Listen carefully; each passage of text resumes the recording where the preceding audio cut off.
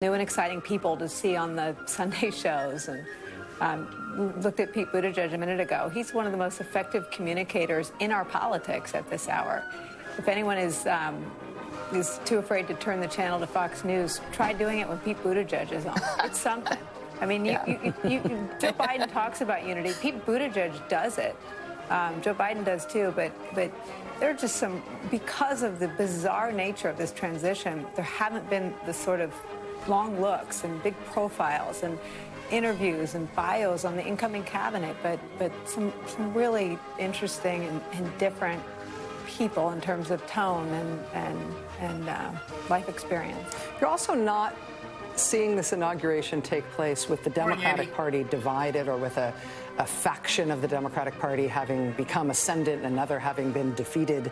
I'm thinking about some of the nominees that were announced just this week that were described widely as people who, Bernie Sanders or Elizabeth Warren might have put in, were nominated for the same position had they won the presidential primary rather than Joe Biden. You don't see division within the Democratic primary either among ideological factions or among.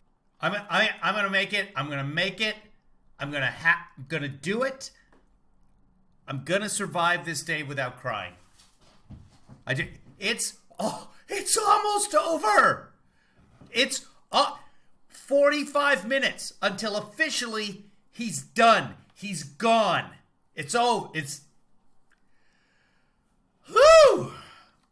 Good morning, everyone. I am your host today for the inauguration. We're just going to be piggybacking and watching C-SPAN's feed and MSNBC's feed, etc. We got ourselves a new president. Trump is no longer going to be president of the United States in less than an hour. In less than an hour. 45 minutes. Woo! Sorry about the volume there, kids. We are now able to see President-elect and Dr. Biden. For sticklers, we are running exactly 4.5 minutes behind, but they have a way of making that up. Take your time. Joy. God, she looks good in blue. You know I want to say it. Go on.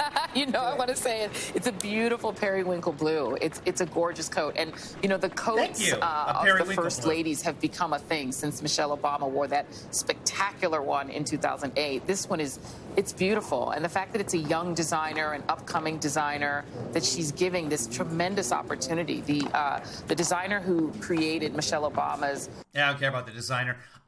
Can you believe this is happening right now? Could you not have just run 4 years ago? Could we not have done? It's tasteful. It's, appropriate. But it's got a little glam at the top. I see a little bling. I see a little shimmer. I love it. And the gloves are fabulous. The mask matches. Jill Biden is looking fantastic. Joe doesn't look so bad either.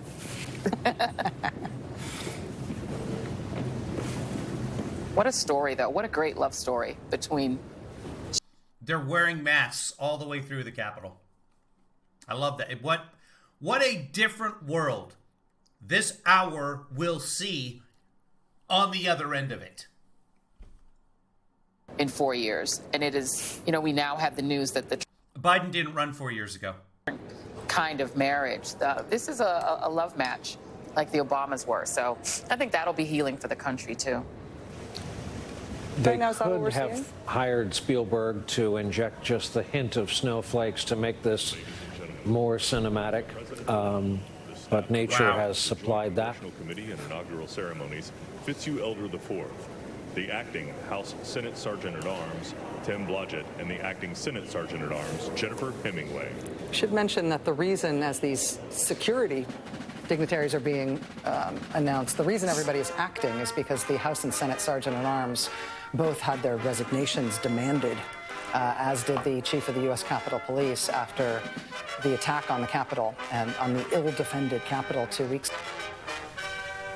Are operating in an acting capacity right now. Another sobering reminder of what we've just been through. The New York Times is... Former President Obama said to Vice President-elect Harris, "I'm so proud of you," near shot of what they were able to hear. I don't know if our... Well, that's breaking news. Obama's proud of Kamala. Okay. Joseph Robinette Biden Jr. and Dr. Jill Biden.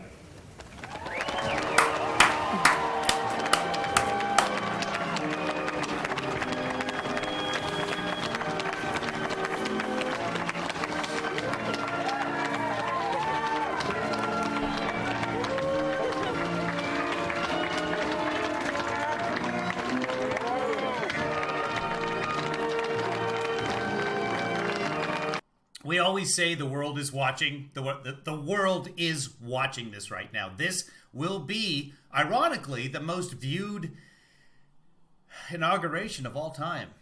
Just wanted to let you all know from our own Mike Memoli. Period. President-elect Biden is going to be sworn in using... Just saying that. Just saying this will be the most watched inauguration in history. Period. Just throwing that period on this. There's just... my chest is in knots right now. This is almost over. From the moment that started with the American Carnage speech till now, it's like I'm waiting for the alien baby to hatch. Just,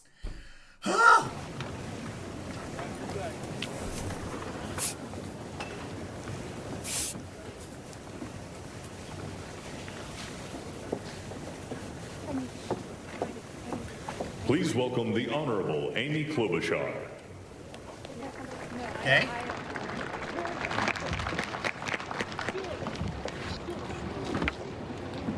Vice President Pence, Mr. President-elect, Madam Vice President-elect, members of Congress and the judicial branch, former presidents and first ladies, vice presidents, leaders from abroad, and Vice President Pence, Mr. President-elect, Madam Vice President-elect, members of Congress and the judicial branch, former presidents and first ladies, vice presidents, leaders from abroad, and a whole bunch of Bidens.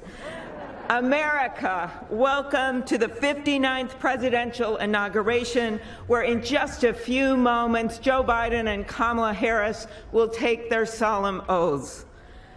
This ceremony is the culmination of 244 years of a democracy. It is the moment when leaders brought to this stage by the will of the people promise to be faithful to our Constitution, to cherish it and defend it. It is the moment when they become, as we all should be, guardians of our country. Have we become too jaded, too accustomed to the ritual of the passing of the torch of democracy to truly appreciate what a blessing and a privilege it is to witness this moment? I think not. 2 weeks ago, when an angry, violent mob staged an insurrection and desecrated this temple of our democracy, it awakened us to our responsibilities as Americans.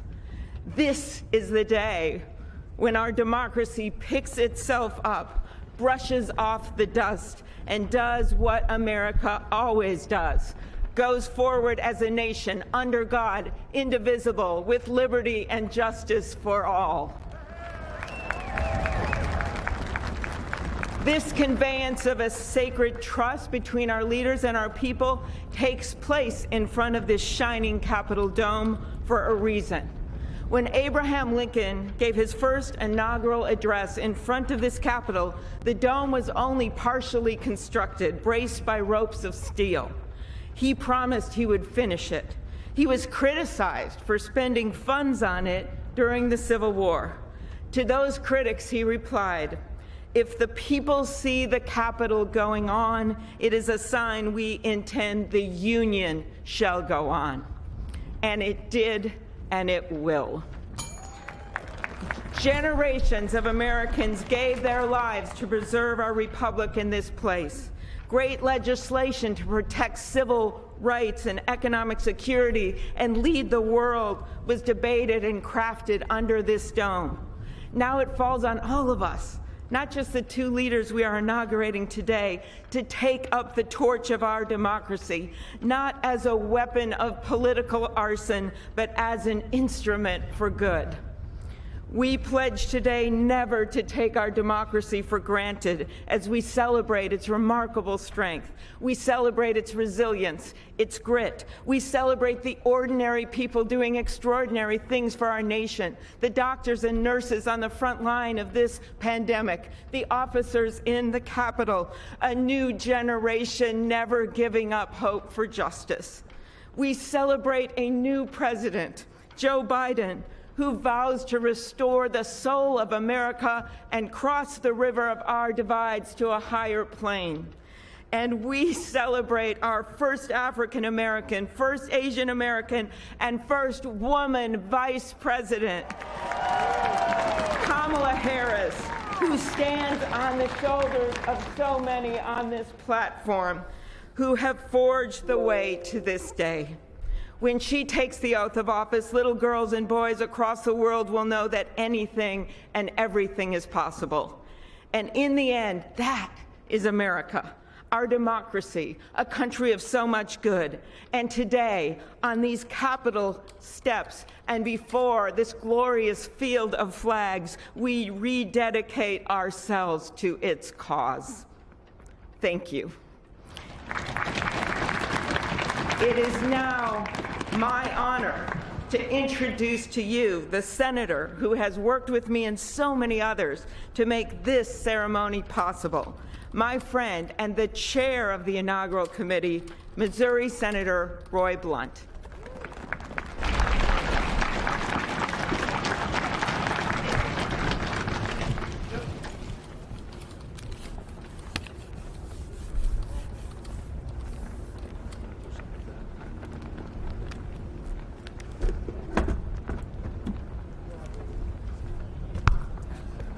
Well, I should have known when Senator Klobuchar got involved, at least there'd be a touch of snow up here this morning.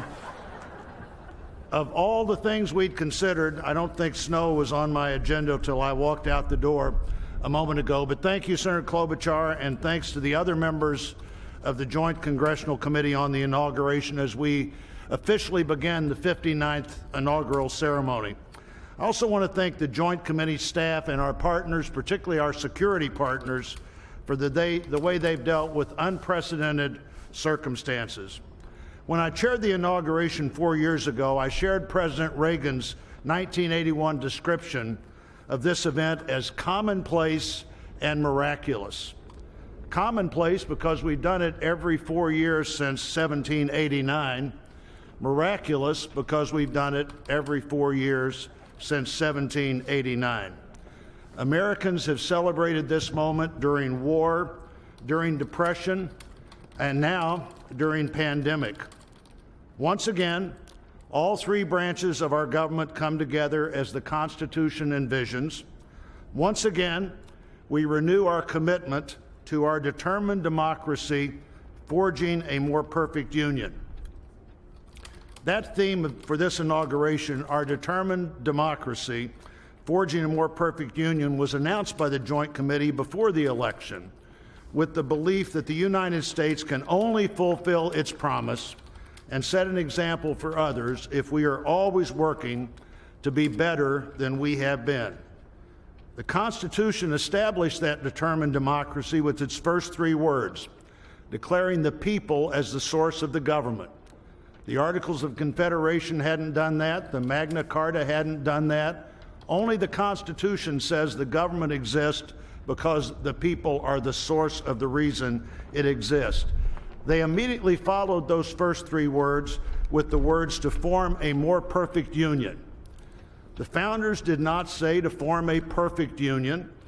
They did not claim that in our new country nothing would need to be improved. Fortunately, they understood that always working to be better would be the hallmark of a great democracy.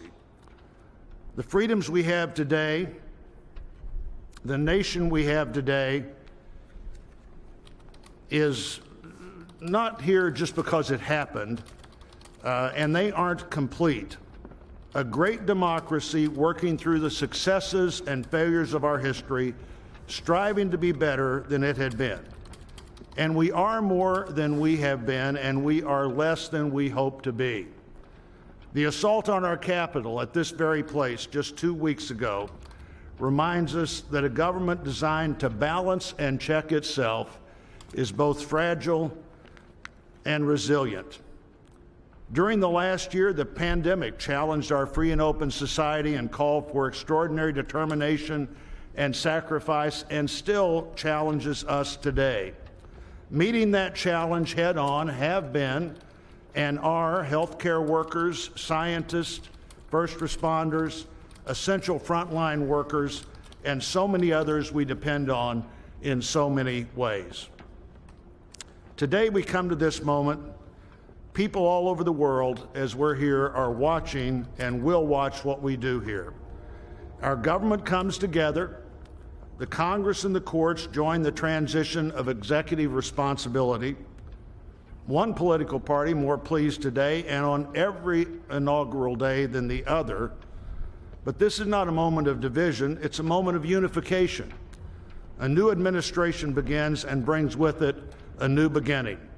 And with that, our great national debate goes forward, and a determined democracy will continue to be essential in pursuit of a more perfect union and a better future for all Americans.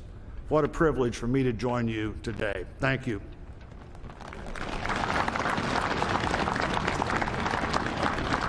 I'm pleased to call to the podium a longtime friend of the President-elect and his family, Father Leo O'Donovan, to lead us in an invocation.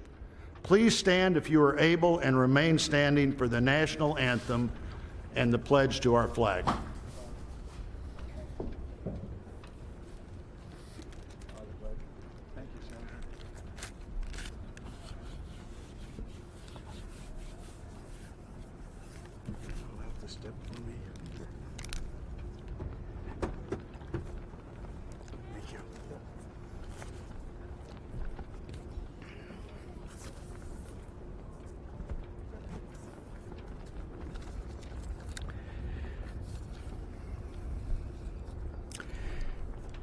Gracious and merciful God, at this sacred time we come before you in need, indeed on our knees. But we come still more with hope and with our eyes raised anew to the vision of a more perfect union in our land, a union of all our citizens to promote the general welfare and secure the blessings of liberty to ourselves and our posterity. We are a people of many races, creeds, and colors, national backgrounds, cultures, and styles, now far more numerous and on land much vaster than when Archbishop John Carroll wrote his prayer for the inauguration of George Washington 232 years ago. Archbishop Carroll prayed that you, O Creator of all, would assist with your Holy Spirit of counsel and fortitude the President of these United States, that his administration may be conducted in righteousness and be eminently useful to your people. Today we confess our past failures to live according to our vision of equality, inclusion, and freedom for all. Yet we resolutely commit still more now to renewing the vision, to caring for one another in word and deed, especially the least fortunate among us, and so becoming a light for the world. There is a power in each and every one of us that lives by turning to every other one of us, a thrust of the Spirit to cherish and care and stand by others, and above all, those most in need. It is called love, and its path is to give ever more of itself. Today, it is called American patriotism, born not of power and privilege, but of care for the common good, with malice toward none and with charity for all. For our new president, we beg of you the wisdom Solomon sought when he knelt before you and prayed for an understanding heart so that I can govern your people and know the difference between right and wrong. We trust in the counsel of the letter of James. If any of you lacks wisdom, you should ask God, who gives generously to all without finding fault, and it will be given to you. Pope Francis has reminded us how important it is to dream together. By ourselves, he wrote, we risk seeing mirages, things that are not there. Dreams, on the other hand, are built together. Be with us, holy mystery of love, as we dream together. Help us under our new president to reconcile the people of our land, restore our dream and invest it with peace and justice and the joy that is the overflow of love. To the glory of your name, forever, amen.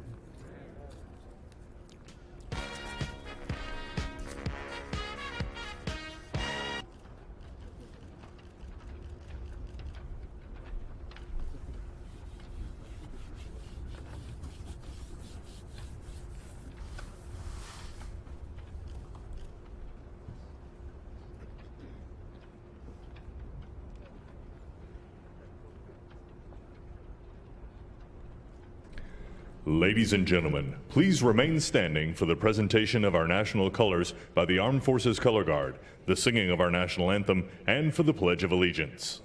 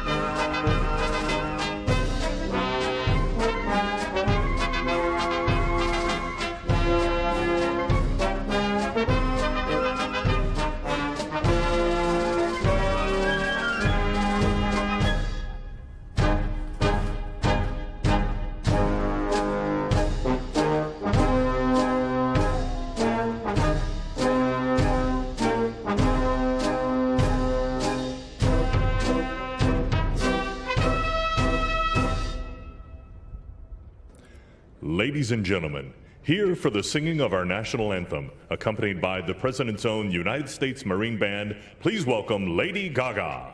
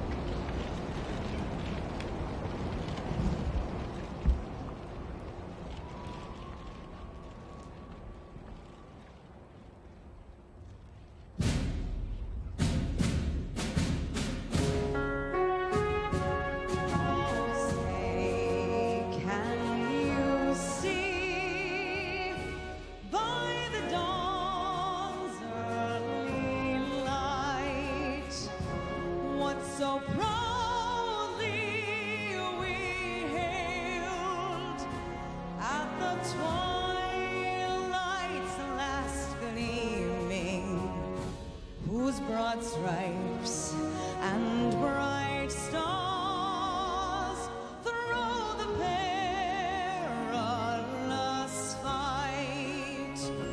O'er the ramparts we watched were so gallantly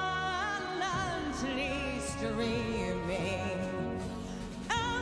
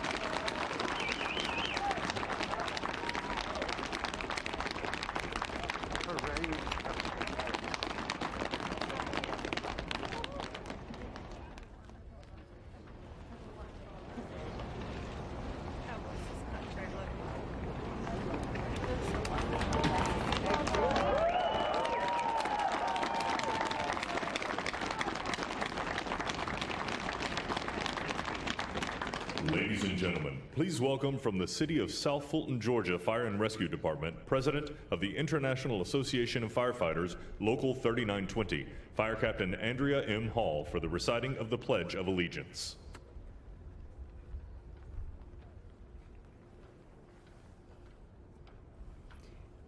I pledge allegiance to the flag of the United States of America and to the republic for which it stands, one nation, under God, indivisible, with liberty and justice for all.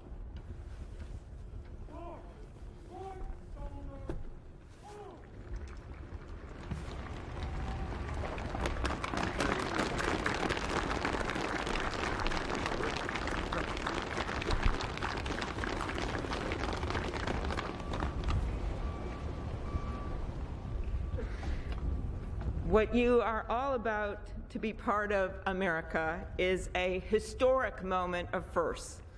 To administer the oath to our first African American, our first Asian American, and our first woman Vice President, Kamala Harris, it is my great privilege to welcome to the inaugural stage the first Latina to ever serve on the Supreme Court of the United States of America, Justice Sonia Sotomayor. Ladies and gentlemen, please remain standing for the oath of office, followed by musical honors.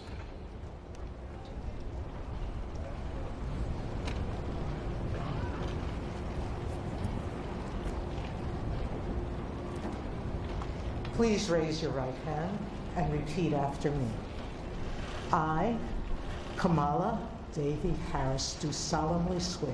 I, Kamala Davy Harris, do solemnly swear. That I will support and defend the Constitution of the United States. That I will support and defend the Constitution of the United States. Against all enemies, foreign and domestic. Against all enemies, foreign and domestic. That I will bear true faith and allegiance to the same. That I will bear true faith and allegiance to the same. That I take this obligation freely.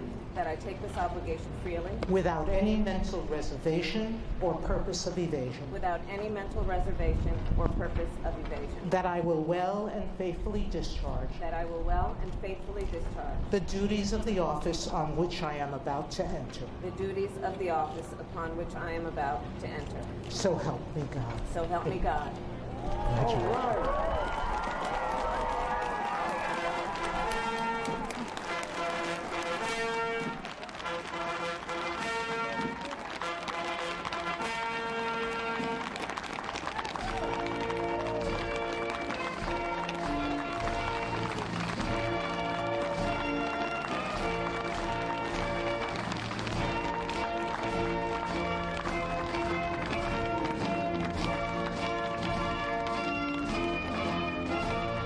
You did it!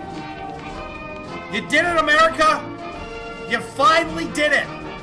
It's about damn time!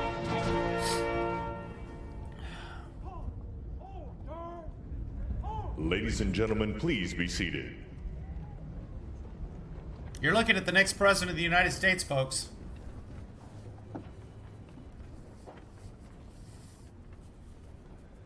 Please welcome Jennifer Lopez to perform This Land Is Your Land and America the Beautiful, accompanied by members of the President's own United States Marine Band. Kamala, no, although, you know, Jennifer would be fine too.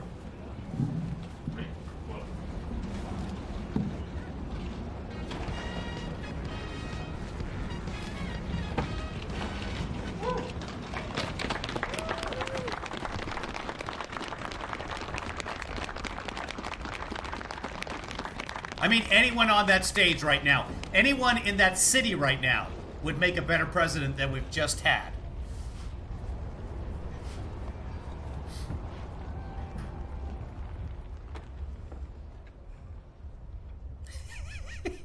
You guys hate YMCA.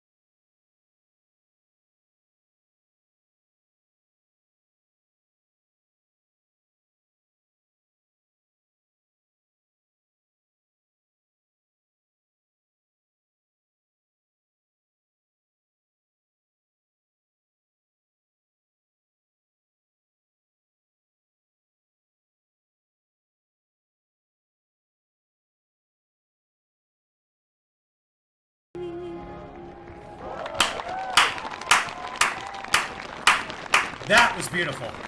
I know what has to happen now, guys. I need everybody to go to paypal.me/KevinlyDad. I need to raise enough money so that I can hire Jennifer Lopez to sing me lullabies every night. Well, that was great. I need this. The sun is shining, and Mr. President-elect, this is the first inauguration in the history of America where J-Lo was the warm-up act for Chief Justice Roberts. With that, it is now my distinct honor to introduce the Chief Justice of the Supreme Court of the United States, John Roberts, to administer the presidential oath to the next President of the United States, Joseph R. Biden. 12 minutes. 12 minutes officially. Thank you, Barb, for the super sticker. Ladies and gentlemen, please stand for the oath of office, followed by musical honors.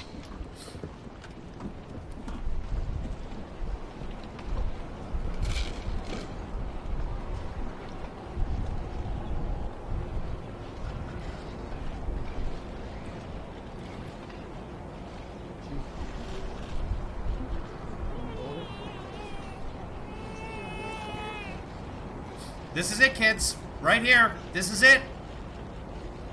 Please raise your right hand and repeat after me. I, Joseph Robinette Biden, Jr., do solemnly swear. I, Joseph Robinette Biden, Jr., do solemnly swear. That I will faithfully execute. That I will faithfully execute. The office of President of the United States. Office of President of the United States. And will, to the best of my ability. Will, to the best of my ability. Preserve, protect, and defend. Preserve, protect, and defend. The Constitution of the United States. The Constitution of the United States. So help you God. So help me God. Congratulations, Mr. President. Yes! Yes! It's over! It's over, people! Woo! We made it! And we're 11 minutes early. Wow! That's it! That's it! It's official! Joseph R. Biden is now President of these United States and leader of the free world.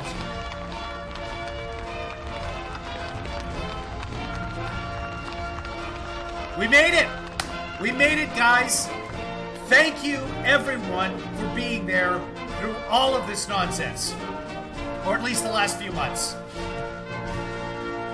I'm so happy to be watching this with you guys out there, as opposed to just sitting alone right now, sharing this experience, this weird quasi-internet experience with you. Please be seated. I am. I'm good. I'm happy. Andy, I saw your super chat. Thank you very much. Oh, you just sent another one. Barb, thank you for the next super chat. Again, we're trying to raise enough money for me to hire Jennifer Lopez to sing me lullabies to sleep every night, by the way. So don't be stingy. Super chat, PayPal, I'm just so happy. You know what? I don't even need to do this. I think we're good, guys. I think my work here is done. Oh, wait. There's still the impeachment trial. So we will continue beyond this.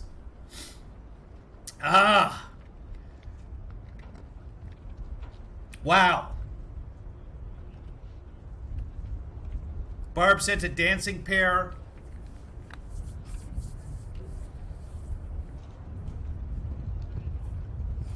Oh, you know, no one actually, I'm so happy right now. Like, no one actually has to send me any money, guys. I mean, I'm just so... Oh, someone just did. Someone just sent me money. Holy smokes, Deborah, thank you very much. Thanks to Deborah for quite a bit of money. Wow, I appreciate that, Deborah. Whew. My fellow Americans, a moment we have all been waiting for.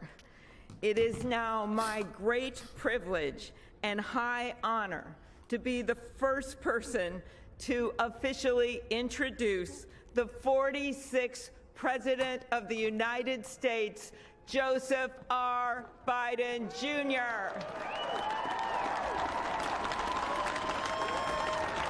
Thank you, Heath. Thank you, Shelley. Thank you, Barb. You guys are awesome. Thank you, Deborah.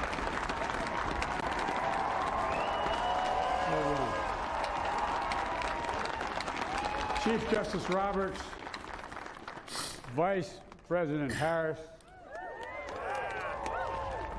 Speaker Pelosi, Leader Schumer, Leader McConnell, Vice President Pence, and my distinguished guests, my fellow Americans. I don't get it. I thought he didn't know where he was. This is America's day. This is democracy's day. Thank you, Andy. A day of history and hope, of renewal and resolve. Through a crucible for the ages, America has been tested anew, and America has risen to the challenge. Today, we celebrate the triumph not of a candidate, but of a cause, the cause of democracy. The people, the will of the people has been heard, and the will of the people has been heeded. We've learned again that democracy is precious. Democracy is fragile. And at this hour, my friends, democracy has prevailed. So now, on this hallowed ground where just a few days ago, violence sought to shake the Capitol's very foundation, we come together as one nation, under God, indivisible, to carry out the peaceful transfer of power as we have for more than 2 centuries. As we look ahead in our uniquely American way, restless, bold, optimistic, and set our sights on the nation we know we can be and we must be. I thank my predecessors of both parties for their presence here today. I thank them from the bottom of my heart. And I know. Thank you, Michelle.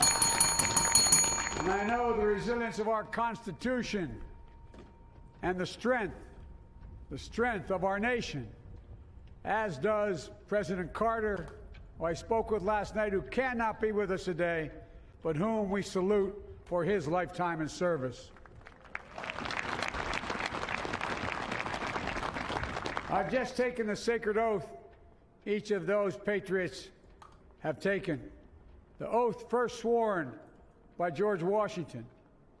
But the American story depends not on any one of us, not on some of us, but on all of us, on we, the people, who seek a more perfect union. This is a great nation. We are good people. And over the centuries, through storm and strife, in peace and in war, we've come so far. But we still have far to go. We'll press forward with speed and urgency, for we have much to do in this winter of peril and significant possibilities. Much to repair, much to restore, much to heal, much to build, and much to gain. Few people in our nation's history have been more challenged or found a time more challenging or difficult than the time we're in now. Once-in-a-century virus that silently stalks the country. It's taken as many lives in 1 year as America lost in all of World War II. Millions of jobs have been lost. Hundreds of thousands of businesses closed. A cry for racial justice, some 400 years in the making, moves us. The dream of justice for all will be deferred no longer. I thought he couldn't finish a sentence. A cry for survival comes from the planet itself. A cry that can't be any more desperate or any more clear. And now, a rise of political extremism, white supremacy, domestic terrorism, that we must confront and we will defeat. To overcome these challenges, to restore the soul and secure the future of America, requires so much more than words. It requires the most elusive of all things in a democracy: unity. Unity. I thought he was going to say carnage. In another January. All right, I like this better. On New Year's Day in 1863, Abraham Lincoln signed the Emancipation Proclamation. When he put pen to paper, the president said, and I quote, "If my name ever goes down into history, it'll be for this act, and my whole soul is in it." My whole soul is in it. Today, on this January day, my whole soul is in this, bringing America together, uniting our people, uniting our nation. And I ask every American to join me in this cause.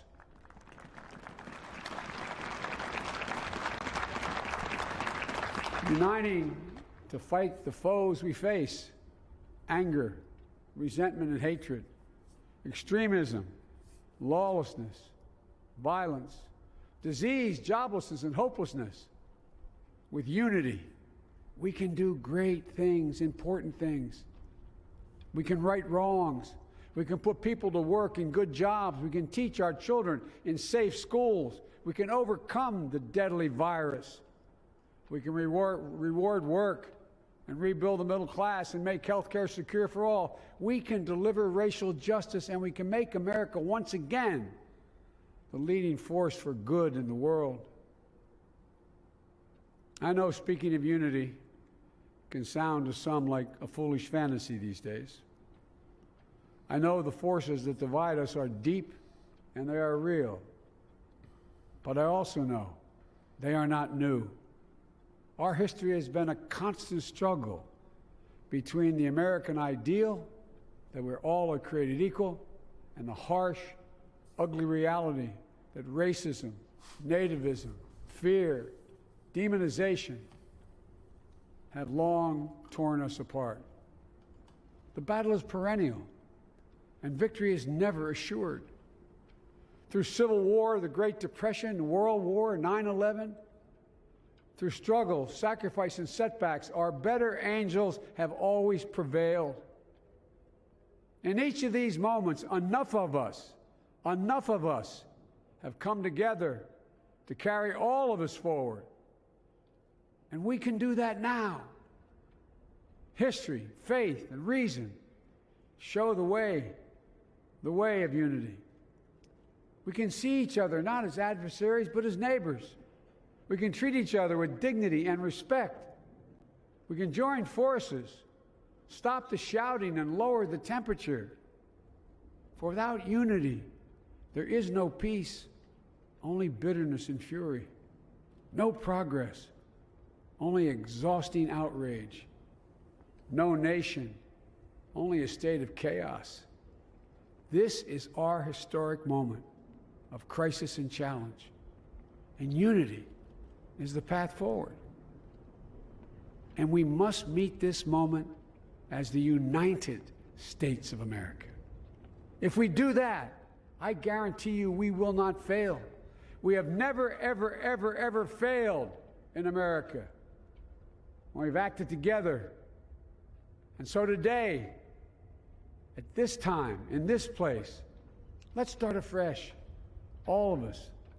Let's begin to listen to one another again, hear one another, see one another, show respect to one another. Politics doesn't have to be a raging fire, destroying everything in its path. Every disagreement doesn't have to be a cause for total war. And we must reject the culture in which facts themselves are manipulated and even manufactured.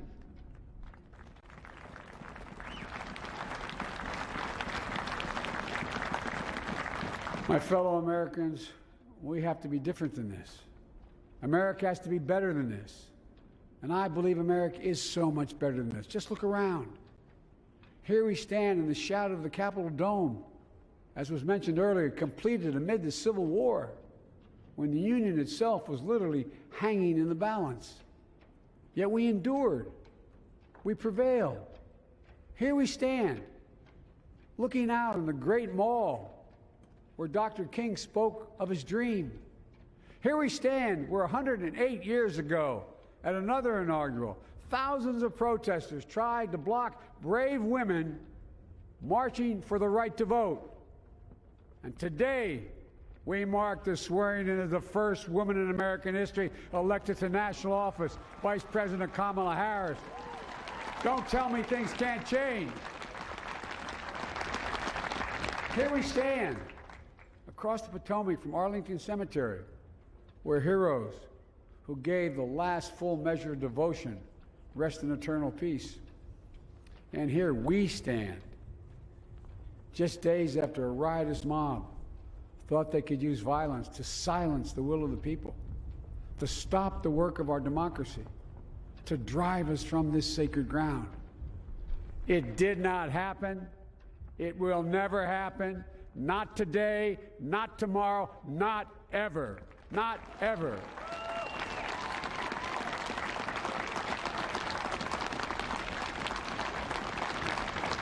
To all those who supported our campaign, I'm humbled by the faith you've placed in us. To all those who did not support us, let me say this. Hear me out as we move forward. Take a measure of me and my heart. And if you still disagree, so be it. That's democracy. That's America. The right to dissent peaceably within the guardrails of our republic is perhaps this nation's greatest strength. Yet hear me clearly. Disagreement must not lead to disunion. And I pledge this to you. I will be a president for all Americans. All Americans. And I promise you, I will fight as hard for those who did not support me as for those who did.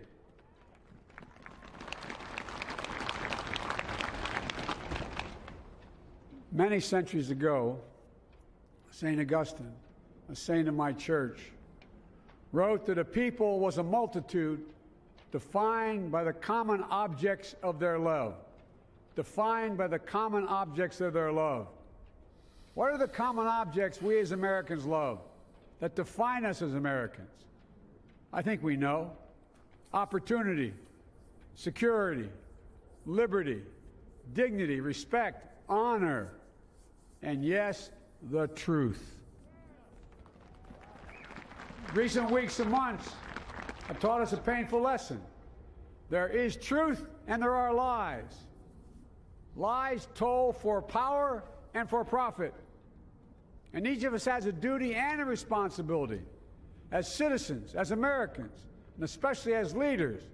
Leaders who have pledged to honor our Constitution and protect our nation, to defend the truth and defeat the lies. Look, I understand that many of my fellow Americans view the future with fear and trepidation. I understand they worry about their jobs. I understand, like my dad, they lay at bed at night, staring at the ceiling, wondering, can I keep my health care? Can I pay my mortgage? Thinking about their families, about what comes next. I promise you, I get it. But the answer is not to turn inward, to retreat into competing factions, distrusting those who don't look like you, or worship the way you do, or don't get their news from the same sources you do. We must end this uncivil war that pits red against blue, rural versus urban, conservative versus liberal. We can do this if we open our souls instead of hardening our hearts, if we show a little tolerance and humility, and if we're willing to stand in the other person's shoes, as my mom would say, just for a moment, stand in their shoes. Because here's the thing about life. There's no accounting for what fate will deal you. Some days, when you need a hand. There are other days when we're called to lend a hand. That's how it has to be. That's what we do for one another. And if we are this way, our country will be stronger, more prosperous, more ready for the future. And we can still disagree. My fellow Americans, in the work ahead of us, we're going to need each other. We need all our strength to persevere through this dark winter. We're entering what may be the toughest and deadliest period of the virus. We must set aside politics and finally face this pandemic as one nation. One nation. And I promise you this, as the Bible says, weeping may endure for a night, but joy cometh in the morning. We will get through this together. Together. Look, folks, all my colleagues I serve with in the House and the Senate up here, we all understand the world is watching all of us today. So here's my message to those beyond our borders. America has been tested, and we've come out stronger for it. We will repair our alliances and engage with the world once again, not to meet yesterday's challenges, but today's and tomorrow's challenges. No, there's still going to be live streams. We'll lead not merely by the example of our power, but by the power of our example. You know what? We got to do the live streams for the. We'll be a strong and trusted partner for peace, progress, and security. Impeachment Look, trial. You all know we've been through so much in this nation. And my first act as president, I'd like to ask you to join me. Hey, Bernie. In a moment of silent prayer.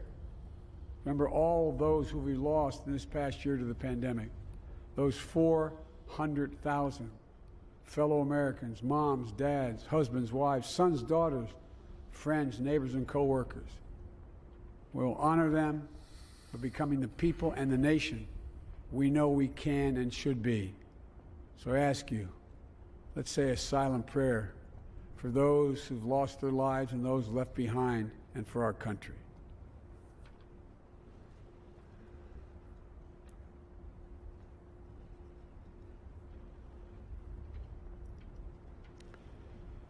Amen. Folks, this is a time of testing.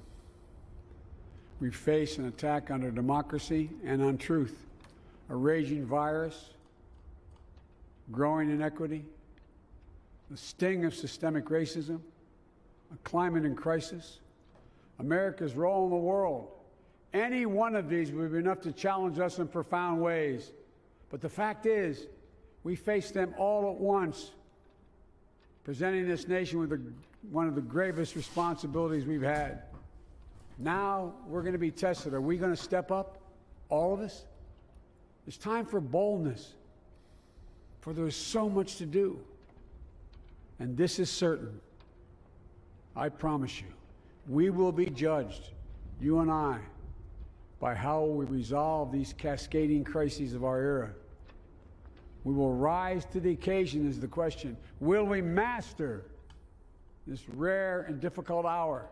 Will we meet our obligations and pass along a new and better world to our children? I believe we must. I'm sure you do as well. I believe we will. And when we do, we'll write the next great chapter in the history of the United States of America, the American story. A story that might sound something like a song that means a lot to me. It's called American Anthem. There's one verse that stands out, at least for me, and it goes like this. The work and prayers of century have brought us to this day. What shall be our legacy? What will our children say? Let me know in my heart when my days are through. America, America, I gave my best to you. Let's us add our own work and prayers to the unfolding story of our great nation. If we do this, then when our days are through, our children and our children's children will say of us, they gave their best, they did their duty, they healed a broken land. My fellow Americans, I close the day where I began, with the sacred oath. Before God and all of you, I give you my word. I will always level with you. I will defend the Constitution. I'll defend our democracy. I'll defend America. And I'll give all of you, keep everything I do in your service, thinking not of power, but of possibilities, not of personal interest, but the public good. And together, we shall write an American story of hope, not fear, of unity, not division, of light, not darkness, a story of decency and dignity, love and healing, greatness and goodness. May this be the story that guides us, the story that inspires us, and the story that tells ages yet to come that we answered the call of history. We met the moment. Democracy and hope, truth and justice did not die on our watch, but thrived. That America secured liberty at home and stood once again as a beacon to the world. That is what we owe our forebears, one another, and generation to follow. So, with purpose and resolve, we turn to those tasks of our time, sustained by faith, driven by conviction, devoted to one another and the country we love with all our hearts. May God bless America, and may God protect our troops. Thank you, America. Welcome. Welcome, President Biden.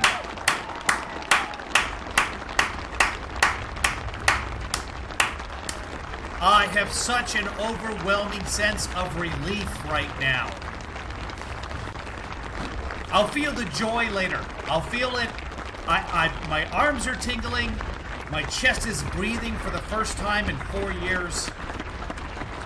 This was the longest infrastructure week ever. Ladies and gentlemen, please be seated. Wow. I was going to play a little bit of Trump right now as a contrast, but you know what? Ladies and gentlemen, please welcome Garth Brooks to perform Amazing Grace. Okay.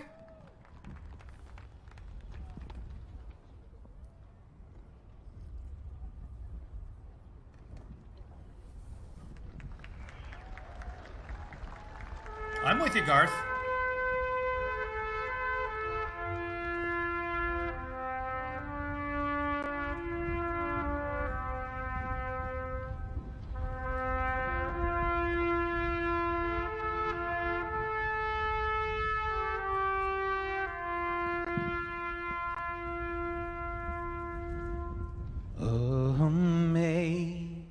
Amazing grace, how sweet the sound that saved a wretch like me. I once was lost, but now I'm found. Was blind, but now I see. When we've been there 10,000 years, bright shining as the sun, we've no less days to sing God's praise than when we first begun. If I can ask you to sing this last verse with me, not just the people here, but the people at home, at work, as one, united. Amazing grace, how sweet the sound that saved a wretch like me. I once was lost, but now I'm found. Was was blind, but now I see.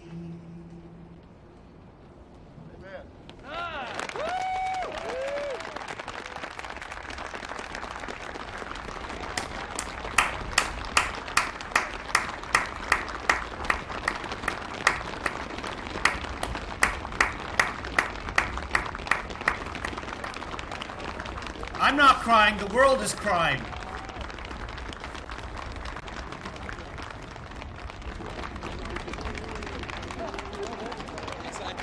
Hard not to be reminded of. He gives Bush a hug, he gives Clinton a hug. Put a mask on, Garth, get out of there.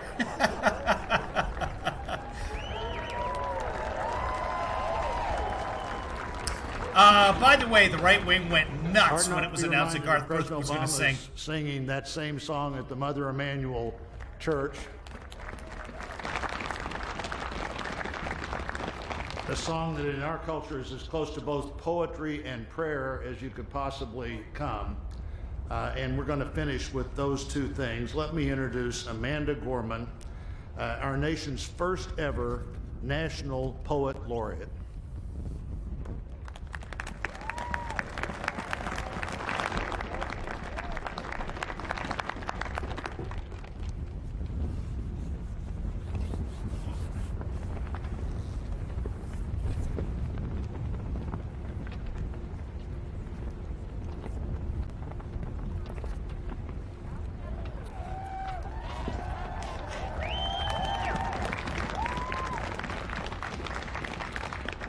Mr. President, Dr. Biden, Madam Vice President.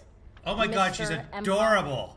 Americans and the world. I just want to take her home. When day comes, we ask ourselves, where can we find light in this never-ending shade? The loss we carry, a sea we must wade. We've braved the belly of the beast. We've learned that quiet isn't always peace, and the norms and notions of what just isn't always just is.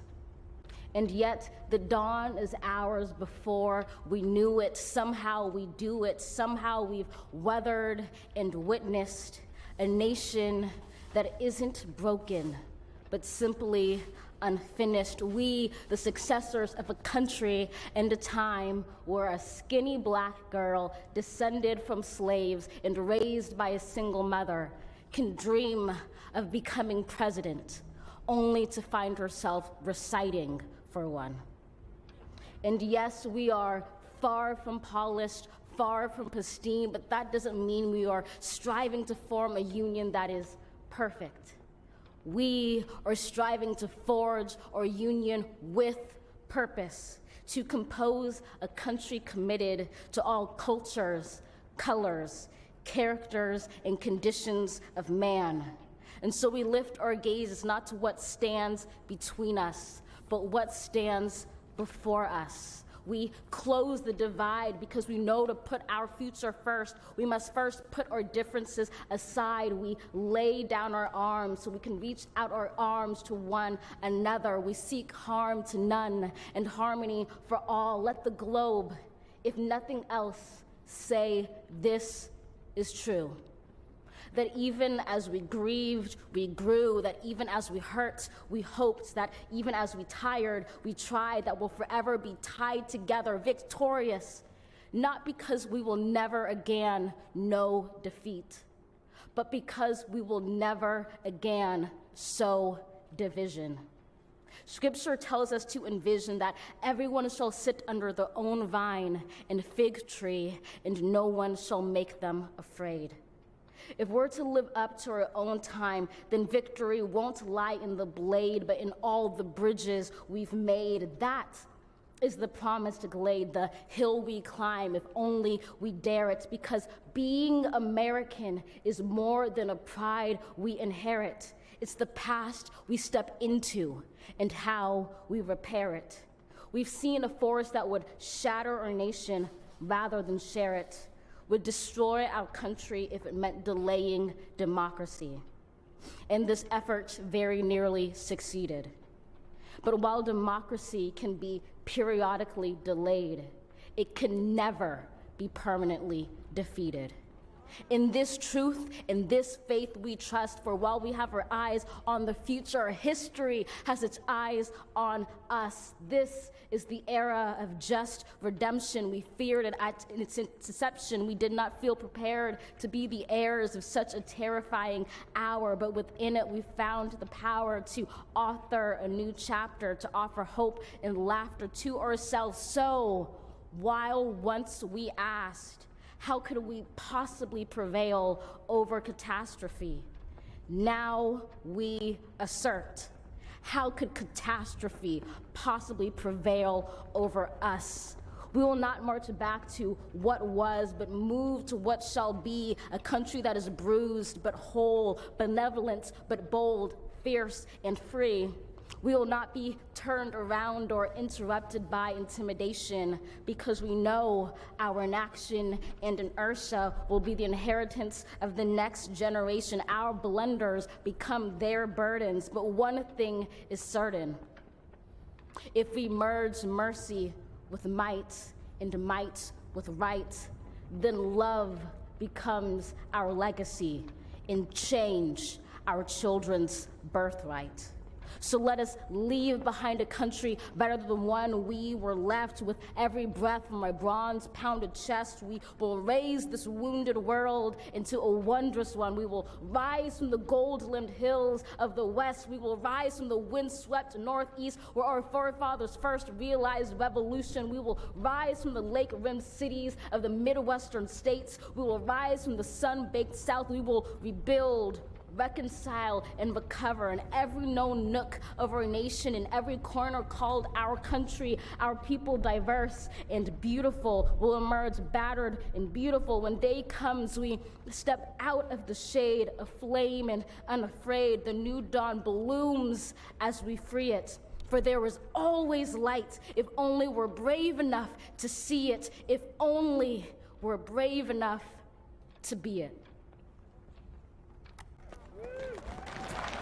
Oh my God, can we keep her? Can we please keep her? She just made all that up right now. Some of it rhymed. It was a pretty good poem. She should just push over the entire podium for the mic drop. Now for our benediction, I'm pleased to introduce Reverend Dr. Sylvester Beeman, the pastor of the Bethel African Methodist Episcopal we're good. Church in Wilmington, Delaware. We should probably just end right there. President Biden for 30 years. Okay, QYMCA, we're out of here. Oh, hold on, we got another prayer. Pastor? Amanda Gorman is my new favorite Amanda. Oh, what? For those of you who don't know, my daughter's name is Amanda.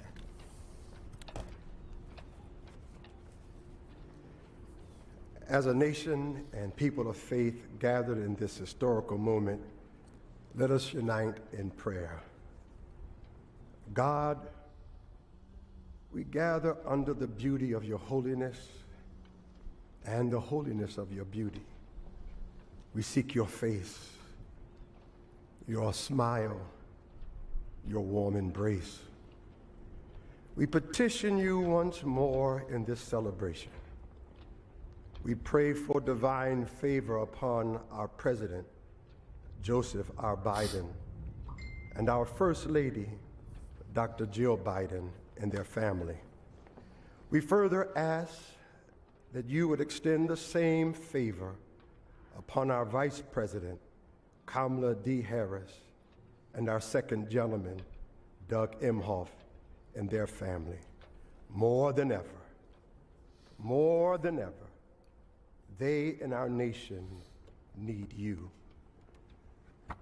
We need you, for in you we discover our common humanity.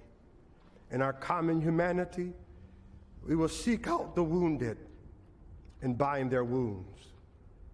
We will seek healing for those who are sick and diseased. We will mourn our dead.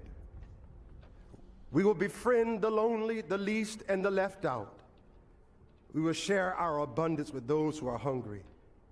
We will do justly to the oppressed, acknowledge sin, and seek forgiveness, thus grasping reconciliation. In discovering our humanity, we will seek the good in and for all our neighbors.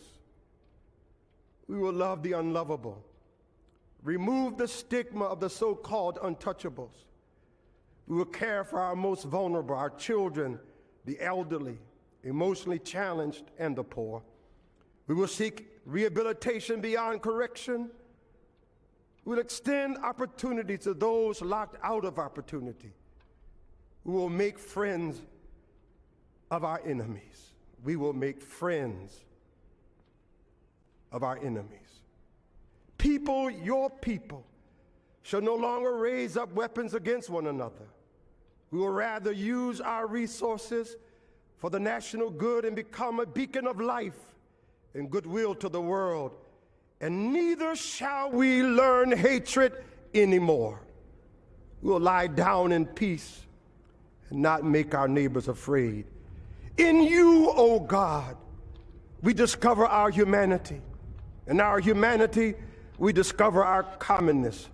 Beyond the difference of color, creed, origin, political party, ideology, geography, and personal preferences. We'll become greater stewards of your environment, preserving the land, reaping from it a sustainable harvest, and securing its wonder and miracle-giving power for generations to come. This is our benediction, that from these hallowed grounds, where slaves labored to build this shrine and citadel to liberty and democracy, let us all acknowledge, from the indigenous Native American to those who recently received their citizenship, from the African American to those whose foreparents came from Europe and every corner of the globe, from the wealthy to those struggling to make it, from every human being regardless of their choices, that this is our country. As such, teach us, O God. As such, teach us, O God, to live in it, love in it, be healed in it, and reconcile to one another in it, lest we miss kingdom's goal. To your glory, majesty, dominion, and power forever. Hallelujah. Glory, hallelujah. In the strong name of our collective faith. Amen. Amen. Well, I'll tell you what, he's no Amanda Gorman. Please remain standing as the Armed Forces Color Guard retires our national colors. That was lovely. He did mention Dominion, though, so that's going to give the right wing something to talk about on, I want to say Parler, but...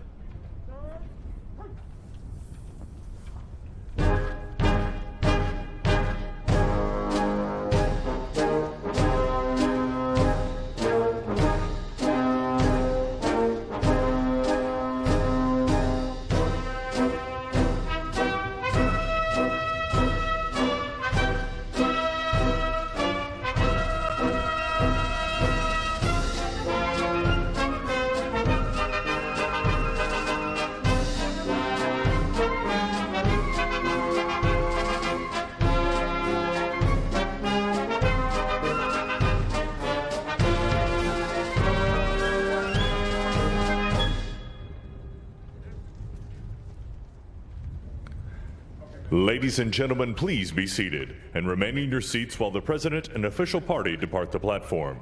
For safety reasons, your ushers will release your section in an organized manner. Following the playing of our national march. That's it, folks. Barb, thank you for watching. Thank you, everyone, for watching. Thank you for being here this last year of absolute chaos, everybody. Thank you so much for all of you who donated. This will continue.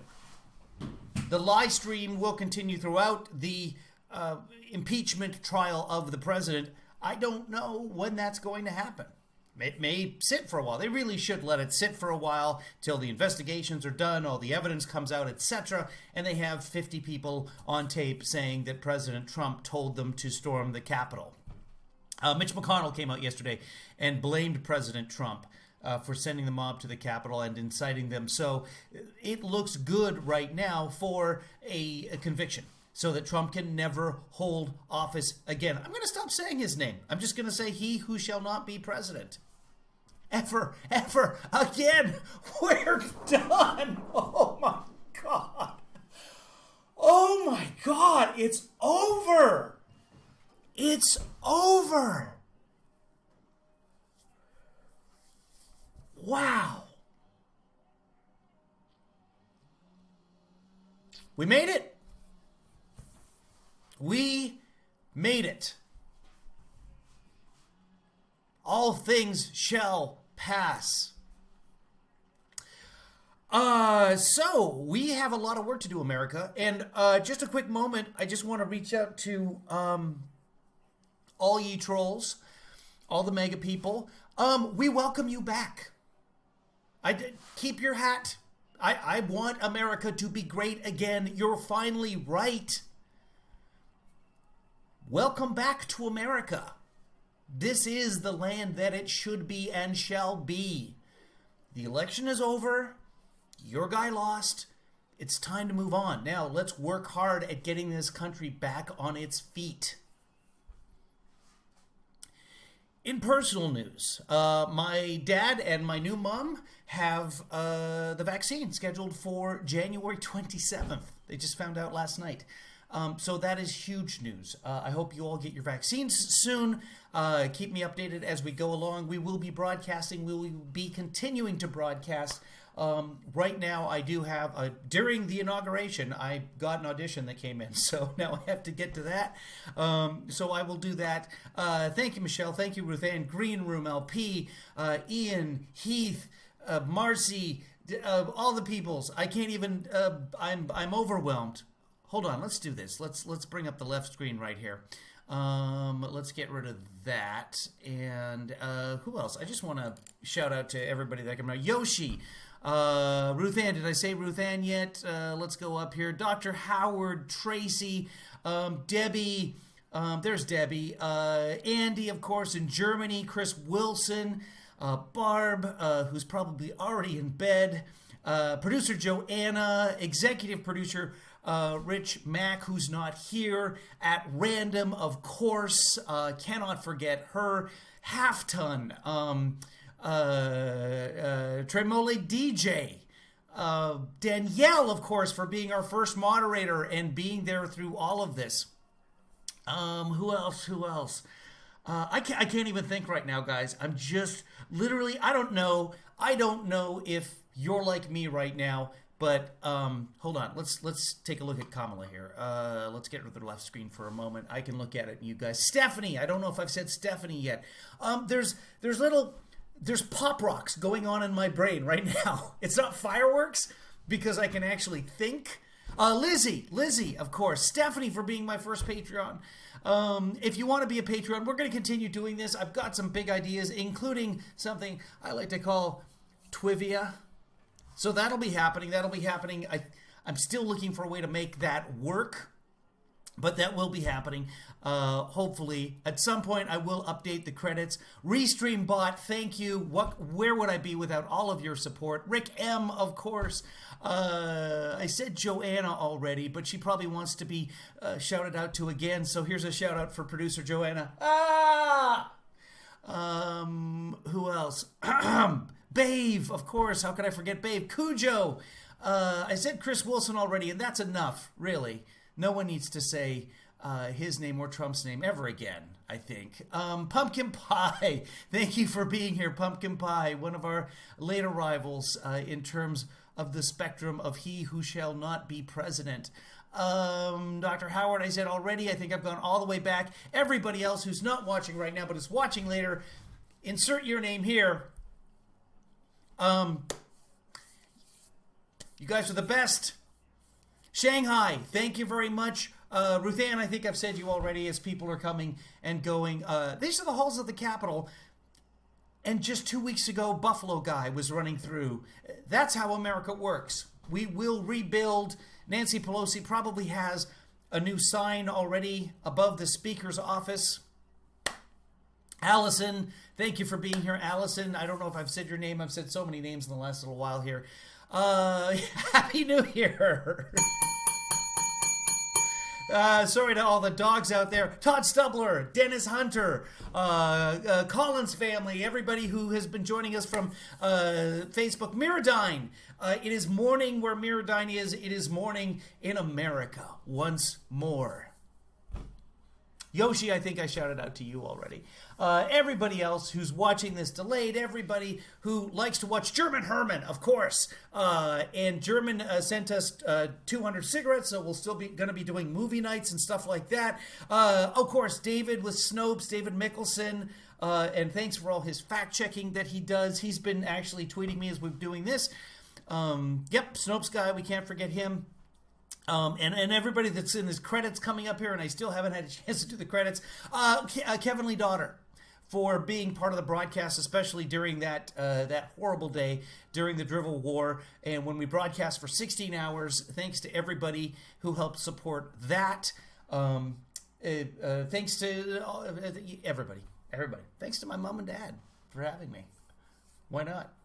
And thanks to President Biden for deciding to run this time and making it through when everyone said that he was done after Iowa, after New Hampshire. Remember? New Hampshire, he finished umpteenth and he flew out before talking to the peoples, and everyone figured that's it. That's it for Biden. And then Nevada, and then, Bernie Sanders is going to be the nominee. That's it. And we looked at it and we said, well, Bernie Sanders doesn't have the math to win the whole thing. So thank you to South Carolina. Good job, everybody in South Carolina. Wow. Okay, my voice is wearing out, and I got to do a voiceover today. I got to be Ozzy Osbourne. So, which is probably good, actually, because I think he's a little bit raspy. I got to go listen to like an hour of Ozzy Osbourne. So that's my day. Guys, you're great. Be good to each other. Let's listen to a little music as we head out here. America.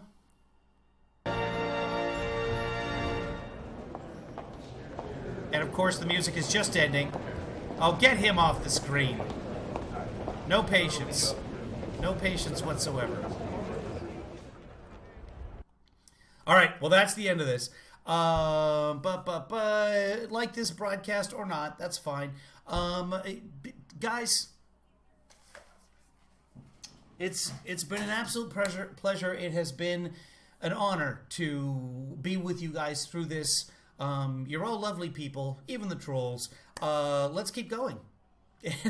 Let's do a Books and Bricks fundraiser. Maybe October 3rd. We'll see. Things are going to be very different now that Biden is in office. Thank you for liking the broadcast. If you want to become a patron for whatever happens from here on out, go to KevinlyFather.com. I'll take off my glasses for the call to action. Here's the thing. Today, just be happy. Just enjoy this.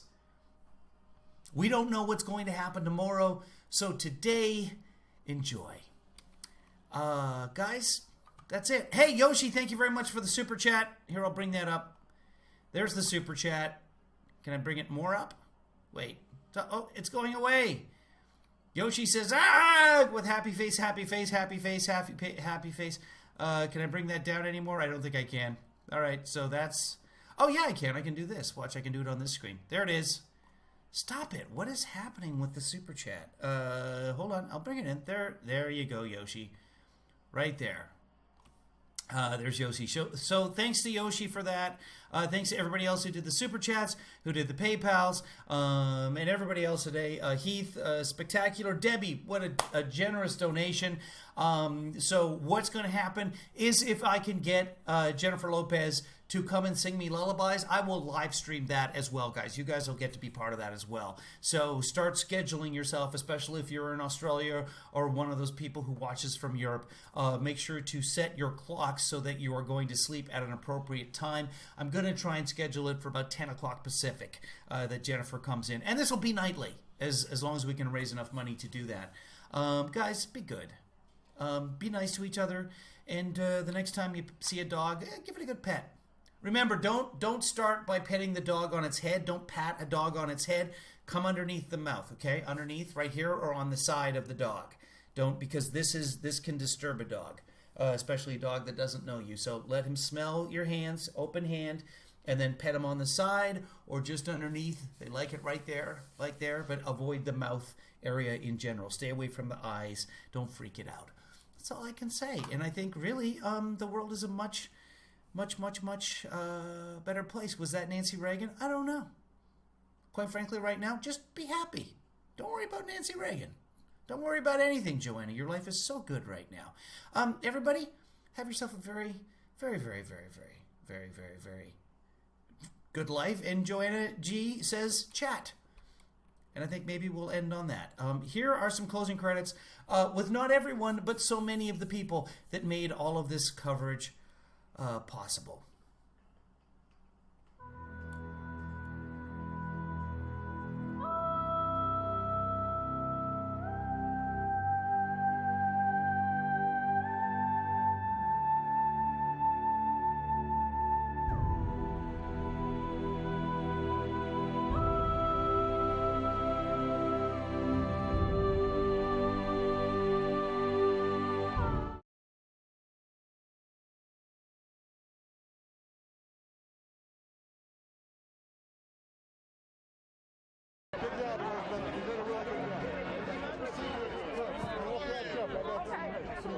Ideas we need to think about.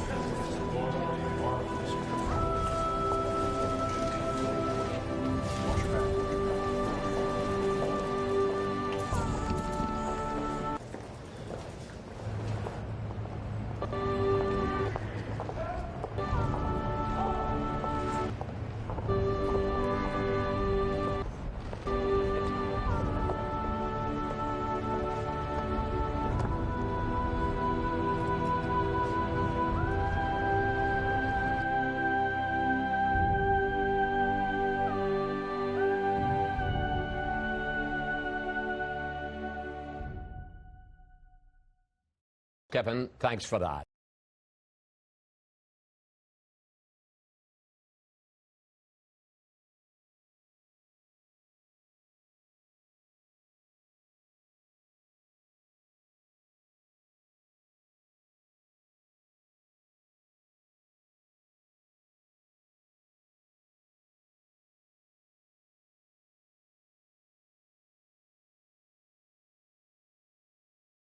I just had to come back to say thank you to Sean. Thank you, Sean.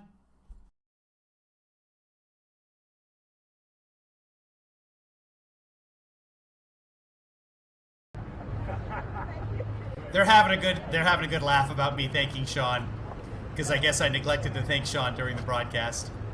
They're enjoying that.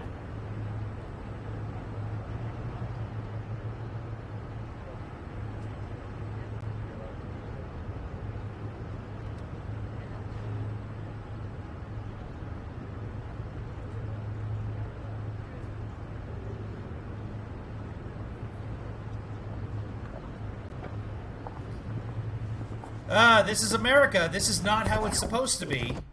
That's supposed to be Trump leaving. He's already gone. He flew away this morning. Womp womp.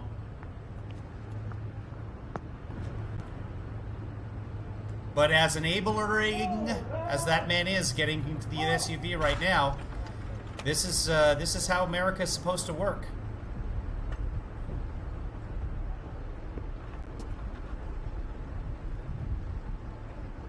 This is the last we're going to see of Mike Pounce for a while.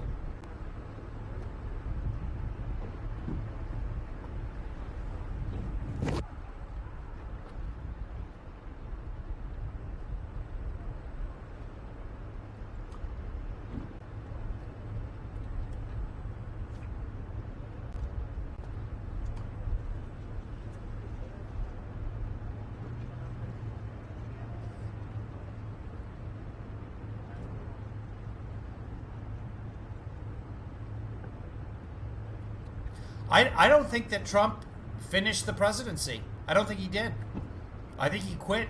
He got on Air Force One and he quit. This is what's supposed to happen. Bye-bye. Bye-bye, Mike Pounce. Bye-bye. Don't come back soon.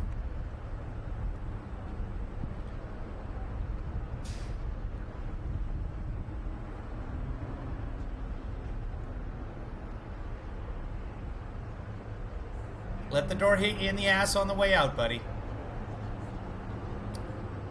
And that's that. It's over. All right, guys. More than anything else, I think this is a moment in history because of the young lady who's standing there on the steps of the Capitol. African-American, Asian-American descent. Female. Kamala Harris.